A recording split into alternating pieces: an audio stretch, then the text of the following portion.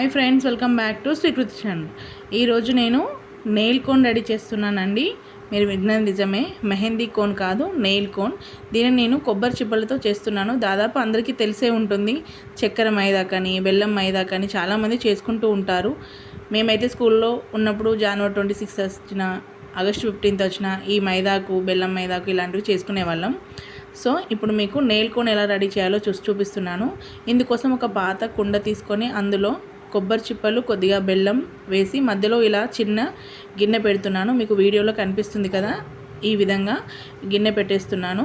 ఈ కుండను తీసుకెళ్ళి నేను స్టవ్ పై పెట్టేసి ఈ కుండ పైన సరిపడే ఒక మూత తీసుకొని అందులో వాటర్ పోస్తున్నానండి. మనకు కావాల్సింది ఆవిరి. ఈ వాటర్ పోయడం వల్ల మనకు లోపల గిన్నెలో ఆవిరి అనేది వస్తుంది. 5 మినిట్స్లో అయిపోతుందండి. ఈ నెయిల్ కోన్ మనం న్యాచురల్గా పెట్టుకునే నెయిల్ పాలిష్ల కంటే ఈ నెయిల్ కోన్ కలర్ మెహందీ కలర్లో ఉంటుంది. చాలా బాగా కనిపిస్తుంది. 3 మంత్స్ వరకు అలాగే ఉంటుందండి, న్యాచురల్గా ఉంటుంది.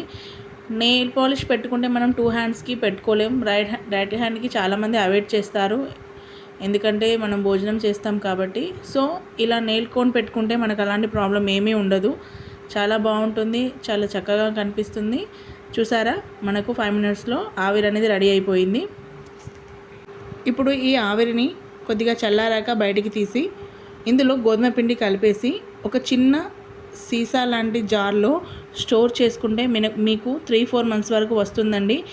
దీనిని మనం నెయిల్స్కి పెట్టుకొని చక్కగా ఆరాక కడిగేసుకుంటే మన నెయిల్స్ కలర్ అనేవి మెహందీ కలర్లోకి మారిపోతాయి. చాలా డార్క్గా ఉంటుంది, అందంగా కనిపిస్తుంది.